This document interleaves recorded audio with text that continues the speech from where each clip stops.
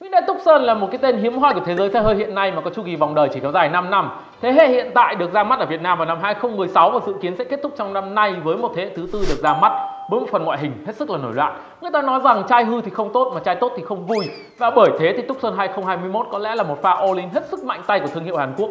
Một khu vực những chủ xe trẻ trung thích một chiếc xe có ngoại hình thực sự là bad boy. Với tôi thì chiếc Tucson thế hiện tại có quá nhiều yếu tố đều ở mức khá trở lên, nhưng nó lại không thực sự quá nổi bật ở một yếu tố nào cả. Và bởi thế sự thay đổi rốt ráo sẽ là một bước đi cần thiết để chiếc Tucson thực sự quay trở lại với phân khúc C. Và video này sẽ là tổng hợp những thông tin quan trọng chính yếu nhất về chiếc Hyundai Tucson 2021. Mời anh em cùng nắm bắt với GearUp và kiểm chứng vào một ngày ra mắt mà chúng tôi tin rằng sẽ không còn quá xa. Hyundai chẳng có tính kế thừa gì cả, thiết kế chẳng liên quan đến xe cũ. Nhưng các bạn sẽ không thể phủ nhận rằng chiếc Hyundai Tucson 2021 có một phần ngoại hình cực kỳ là bắt mắt và khiêu khích.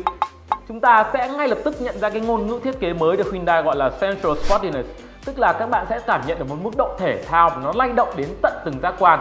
Ở đây thì với ngôn ngữ thiết kế mới, phần lưới tản nhiệt sẽ chiếm gần hết đầu xe và các bạn sẽ thấy một phần đèn chiếu sáng ban ngày là một phần đèn ẩn, tức là khi không chạy nó sẽ có màu đen và hòa lẫn vào lưới tản nhiệt chung. Đó là chi tiết đầu tiên mà tôi nghĩ rằng các bạn muốn biết. Bên cạnh đó các bạn sẽ nhận ra ngay phần đèn chiếu sáng chính được đặt xuống dưới rất thấp chìm vào đầu xe. Rất nhiều người sẽ nói rằng không có tính thực dụng, lo bị bắn bẩn gì đó, nhưng thôi chúng ta hãy chấp nhận đi vì bây giờ là trend rồi. Và điều mà không thể phủ nhận được đó là cái phong cách thiết kế về mặt tổng thể của chiếc Tucson thực sự là bắt mắt và tương lai.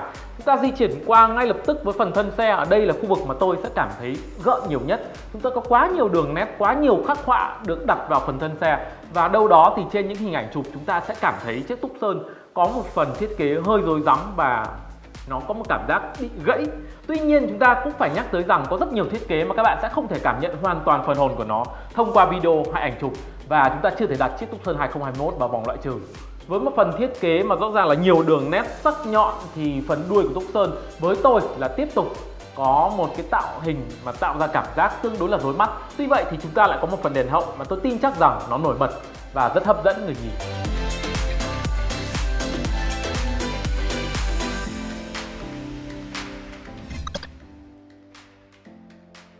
Ngoại thất thì các bạn đã không nhận ra được Hyundai Tucson 2021 có liên quan gì đến với thế hệ hiện hành, còn nội thất thì các bạn còn bị choáng hơn nữa. Ở đây sẽ không có cái phong cách nhựa và có thể nói là thô kệch so với mặt bằng xe Hyundai của chiếc Tucson hiện hành, mà các bạn sẽ cảm nhận được mức độ xịn mịn, tối giản và đậm chất tương lai. Phần màn hình giải trí và phần điều hòa được đặt dưới một tấm nền duy nhất, không một vết gợn, và các bạn sẽ thấy một phần đường viền nó mở rộng ra một cái đường vòm tận tới cột B. Nếu các bạn đã từng xem video về chiếc S-Class W222 của tôi thì đây là phong cách tạo hình nó liên tưởng cho chúng ta tới một chiếc du thuyền, và thực ra về mặt không gian các bạn sẽ cảm thấy nó cực kỳ rộng rãi.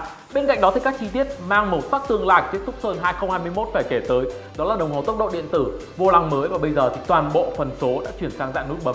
Có thể nói về mặt tổng quan rằng chiếc Tucson 2021 đã đi quá xa so với các đối thủ ở cùng phân khúc C. Vâng, và bây giờ thì chúng ta sẽ lại đến một phần hết sức là quen thuộc, một thế hệ xe mới với trục cơ sở dài ra, dài rộng cao hơn. Và về mặt tổng thể thì Tucson bây giờ có thể thẳng lưng đứng cạnh những Toyota RAV4 hay Honda CR-V nói về kích thước. Còn thế hệ hiện hành thì có lẽ mẫu xe nhà Hyundai hơi thua thiệt. Về mặt tổng thể thì kích thước lớn ra nhưng vẫn chỉ giữ lại thiết kế hai hàng ghế, thế nên Hyundai tuyên bố rằng chiếc Tucson 2021 sẽ có một thông số hết sức là ấn tượng. Các bạn có 1050mm khoảng không từ lưng ghế sau tới đáy ghế trước, và như thế thì khoảng để đầu gối sẽ đâu đó khoảng trên 40cm, một con số thực sự là rất khổng lồ. Và chưa hết, phía sau khoang để hành lý cũng nở ra tới gần 1,1 mét khối. Bằng này những chi tiết thì tôi tin rằng bây giờ đã có rất nhiều anh em nghĩ về một chiếc Tucson 2021 với 7 ghế ngồi. Ở Mỹ thì chiếc Hyundai Tucson 2021 sẽ có hai lựa chọn về mặt động cơ. Các bạn có máy 2.5 190 mã lực hoặc máy 1.6 turbo hybrid mạnh tới 226 mã lực, đều là những con số rất đáng mơ ước với người Việt Nam. Tuy nhiên chúng ta hãy nhìn vào một thực tế rằng nếu chiếc Tucson mới vừa lột xác thiết kế, lột xác nền tảng, lột xác về trang bị mà có các động cơ mới nữa thì chắc chắn về mức giá sẽ là một cú sốc cực kỳ lớn. Và như thế để có một cái bài toán để cân đối được mọi nhu cầu thì tôi cho rằng phương án hợp lý của chiếc Tucson 2021 ở thị trường Việt Nam sẽ là giữ lại động cơ cũ hoặc chỉ sử dụng một phiên bản động cơ nâng cấp thôi chứ không phải là hoàn toàn mới. Tôi luôn cảm thấy tương đối là mệt mỏi khi làm video mà nhắc tới quá nhiều những cái chi tiết công nghệ của Hyundai và Kia, vì đây là hai thương hiệu thực sự là rất chiều chuộng người dùng. Và như thế thì trong video lần này về chiếc Tucson 2021 chúng ta sẽ cắt giảm mọi chi tiết và nhắc về 3 điểm đáng chú ý thôi. Đầu tiên đó là chế độ Smart Park, tức là các bạn có thể đỗ xe và đánh xe ra khỏi chỗ đỗ bằng một nút bấm ở trên chìa khóa. Thứ hai là ứng dụng Blue Link, chúng ta có thể dùng điện thoại để kiểm soát tình trạng xe tắt máy, nổ máy từ xa. Và thứ ba là những người dùng Android hoàn toàn có thể sử dụng điện thoại như một chiếc chìa khóa thứ ba. Ngoài ra thì về trang bị an toàn, nếu chiếc Tucson 2021 mà được ra mắt ở Việt Nam với những cái trang bị tiên tiến đã phổ cập ở thị trường như là Adaptive Cruise Control, tự động giữ làn, tự động pha code hay cảnh báo điểm mù. Và nếu chiếc Tucson 2021 mà được bán ra thị trường Việt Nam thiếu những cái tích ở trong bảng thông số thì đó sẽ là một sự thiếu sót cực kỳ lớn. Tucson 2021 là một chiếc xe đẹp táo bạo, lột xác từ trong ra ngoài và tất nhiên là thay đổi cả về mặt định vị nữa. Trước đây thì các bạn có chiếc Tucson là một chiếc C hơi trừ, còn bây giờ thì rõ ràng nó là một chiếc C song phẳng, đứng cạnh RAV4 hay CR-V đều rất là bình thường. Bằng đấy thứ đủ để cho thấy mức giá kỳ vọng chiếc xe này sẽ khó có thể mà rẻ được.